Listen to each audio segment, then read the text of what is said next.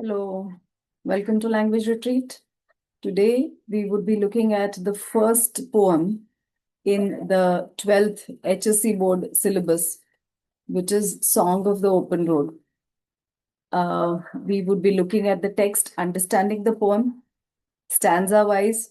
Then we would also look at the rhyme scheme, the figures of speech in the poem.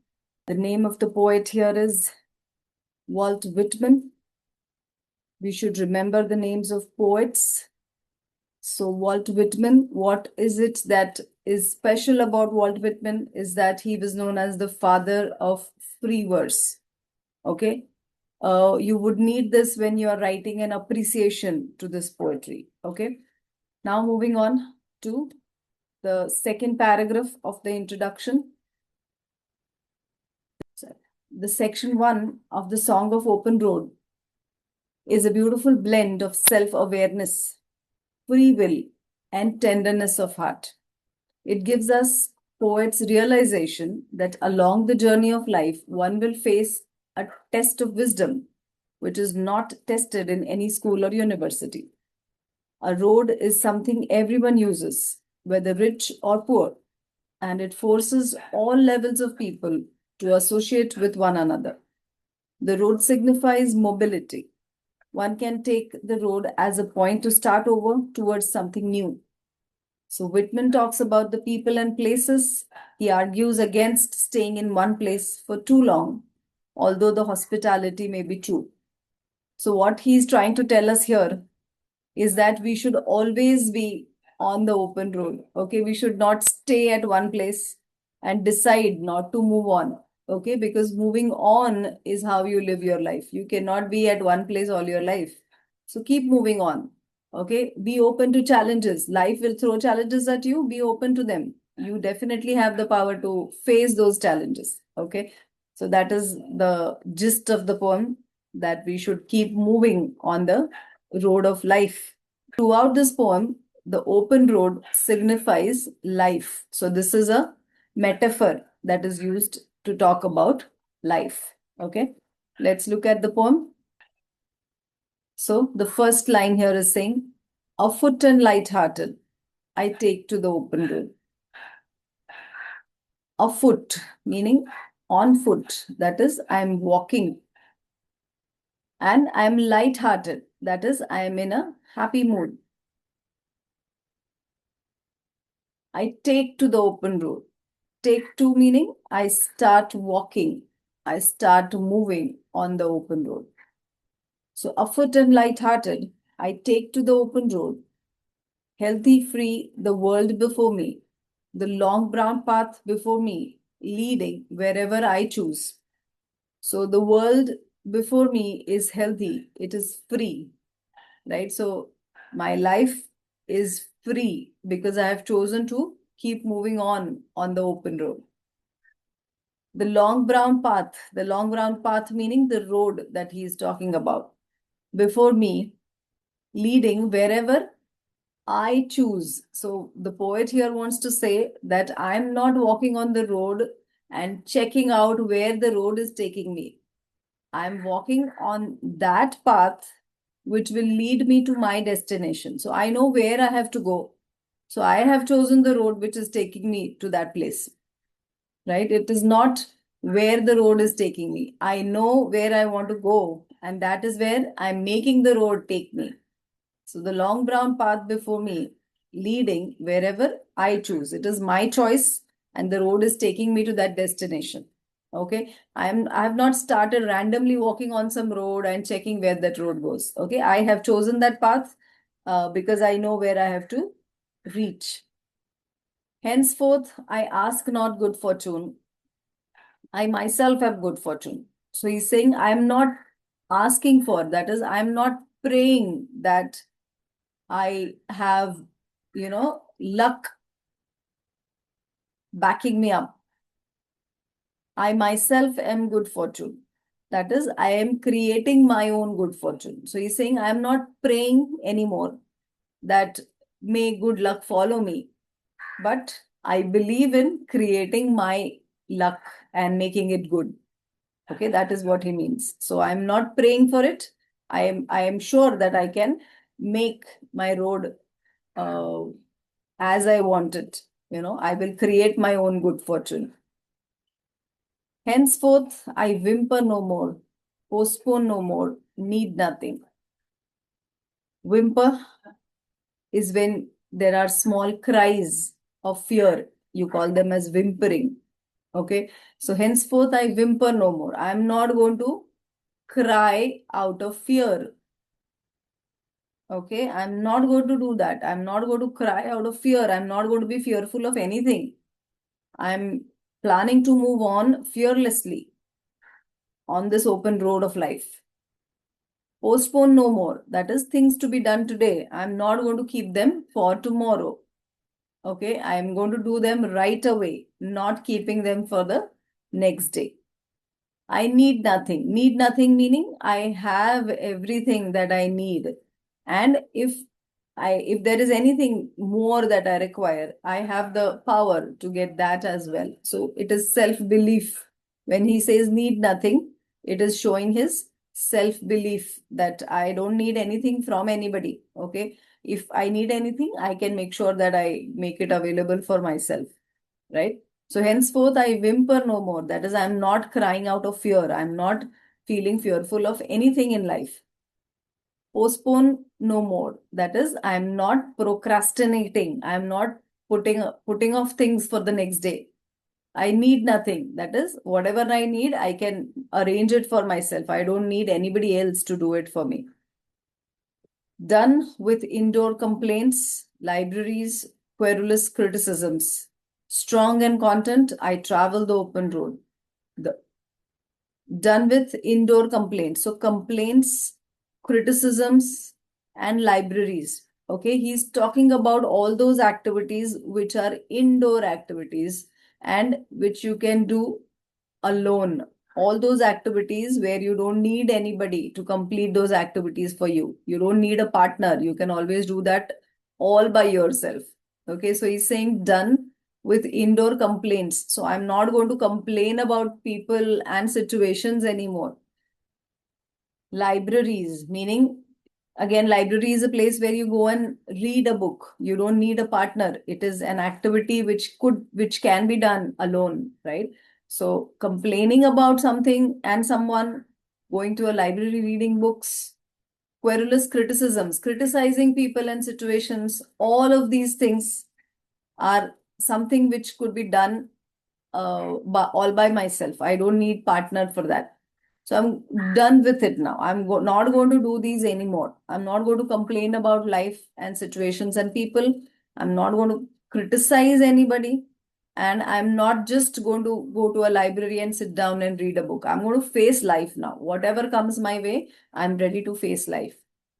Strong in content, I travel the open road. So content meaning satisfied. So I'm strong and I'm satisfied. And I'm traveling this open road.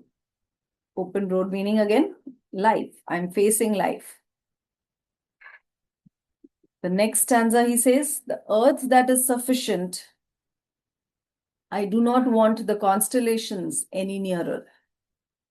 I know they are very well where they are. I know they suffice for those who belong to them. Now here, he is making a reference to astrology. Okay, he's saying the earth is sufficient. I do not want the constellations any nearer. Constellations are groups of stars. So, astrology में बोलते हैं ना कि मुझे शनि या गुरु की ताकत चाहिए तो मैं आगे बढ़ पाऊंगा, right? So that is something he's talking about here. He's saying earth is sufficient. He's saying the earth, the world that I am in is more than enough for me to prove myself. I do not want constellations any nearer. I'm not praying that the stars and the constellations and the planets play an important role in my life of, supporting me in my problems or helping me resolve my problems. I know they are very well where they are. So he's saying, I don't want any help from the stars, the planets, basically from any astrological point of view. I know they are very well where they are. So next line, he's saying, having said that, I don't want help from any of the stars or the planets or anything in the space. He's saying that it is not that I'm saying that people should not believe in astrology.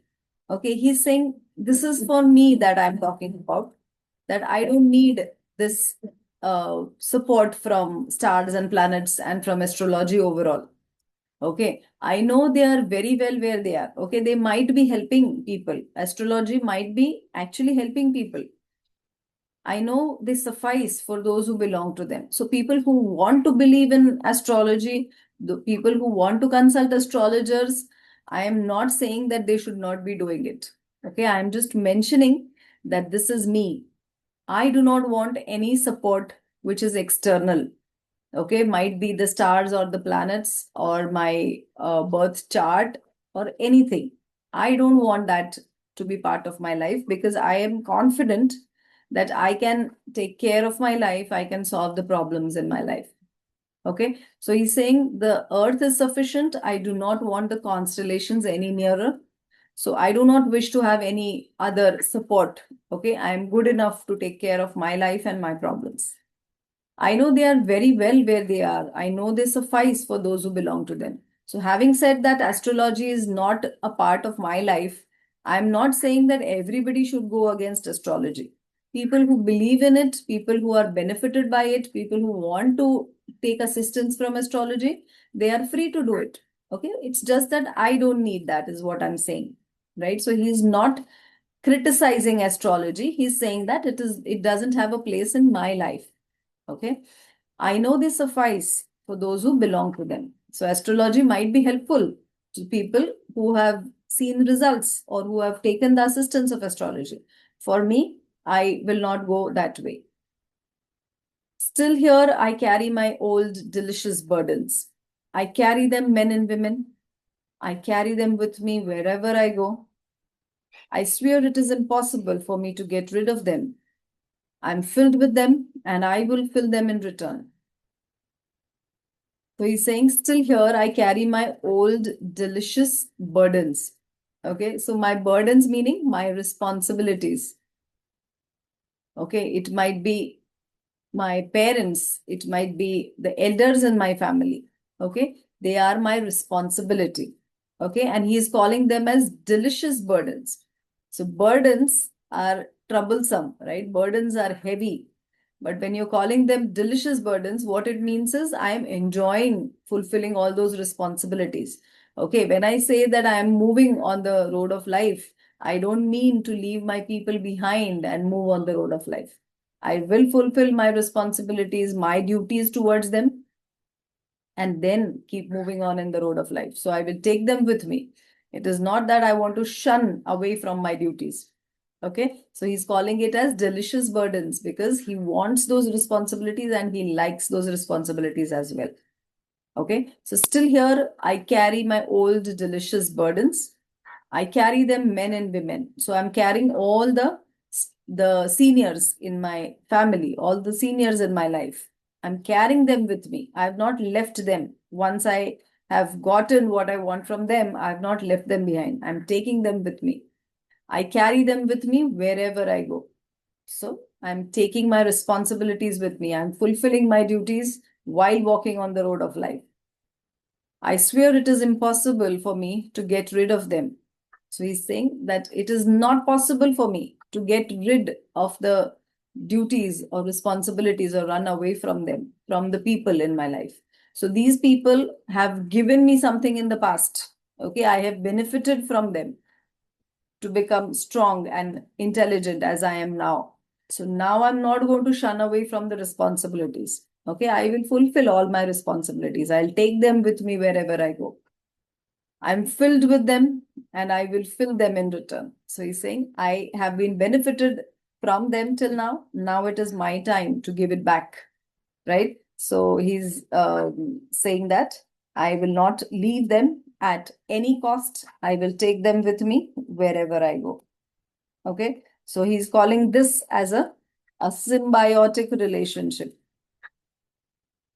Symbiotic relationship is a give and take relationship, right? So when you are giving something to someone, you are also getting some benefit out of that person. This is called as a give and take relationship. So he's saying that I am filled with them and I will fill them in return. So while moving on the road of life, the path of life, the open road of life, I will not leave behind my responsibilities, is what he's saying.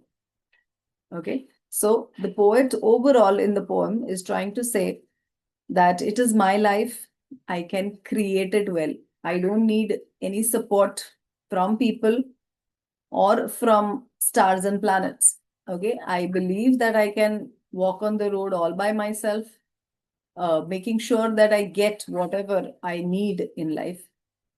And on my way in this life, I'm not shunning my responsibilities as well. I'm fulfilling all my duties along with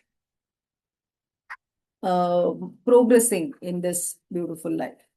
Okay, so that is the line-wise explanation of the poem, Song of the Open Road. So towards the beginning of the video, I mentioned that we would be looking at explanation of the poem line-wise, and then we would look at the rhyme scheme and the figures of speech involved, right? So now looking at the rhyme scheme first. Rhyme scheme is how the lines of the poem are rhyming with each other. Okay, so here this is called as a free verse poem. Okay, we read that Walt Whitman was known as the father of free verse, right? So this is a free verse poem. There is no rhyme scheme to this poem. Okay, or the lines are not rhyming with each other. Okay, they stand all by themselves. So it is called as a free verse poem. Now let's look at the figures of speech involved. Okay, so Song of the Open Road. As I said, the open road here is talking about life. So this is the first figure of speech that we come across, and that is metaphor. Metaphor is when you are comparing two things without using like or as. And when this particular metaphor, it applies for the entire poem and not for a particular line only, then you call it as an extended metaphor. So this is an extended metaphor where open road signifies life throughout the poem, not just for one line or two. Okay, so that is your first figure of speech. The second one is in your first stanza. If you look at the first line, afoot and light-hearted, I take to the open road. Then coming to this line, henceforth, I whimper no more, postpone no more. So you observe that the word no more have been repeated in the same line. So figure of speech here is repetition. Focus on the spelling of repetition. It is not repetition, it is repetition. Okay. In the next line, complaints and querulous criticisms. Both of these mean the same, right? So you have a figure of speech called as tautology. Tautology means when synonyms are used in the same line of the poem. So complaining and criticizing, querulous criticisms is one and the same, right? So they are synonyms of each other. And so the figure of speech tautology is used here. Strong and content, I travel the open road. If you observe, the actual word order should be, I travel the open road, strong and content, isn't it? And the word order has been changed.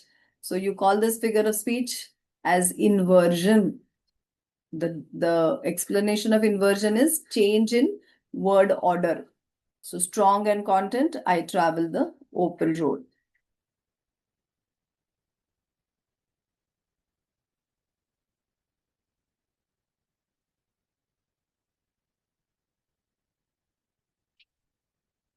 Now, if you observe the first three lines of the poem on this page, I do not, I know, I know. So they are beginning with I. All of these lines are beginning with the same word, right? So we have a figure of speech for that, which is called as anaphora. When the consecutive lines of a poem, they have to be consecutive. Okay, first line, third line, seventh line, aisa nahi chalega. It has to be consecutive. So when consecutive lines of a poem begin with the same word or words, you call it anaphora. Okay. Again, here, I swear I am filled. ये भी anaphora ही है. ये भी दो lines back to back हैं. These are also consecutive lines. So it is also anaphora here. Okay. Then again you have I carry. Repeat हो रहा है. So you have repetition here again. Word or words are repeated in the same line. Now here we noted that he's calling his burdens to be delicious burdens. So generally the adjective delicious doesn't match with the noun burdens, isn't it? So you call it as an oxymoron. It's a couple of words, a pair of words which are opposite in meaning to each other. Okay, so generally an adjective and a noun which are not matching to each other. So oxymoron is the figure of speech here. Okay, so in the next video, we would look at how to write an appreciation to this poem. So stay tuned.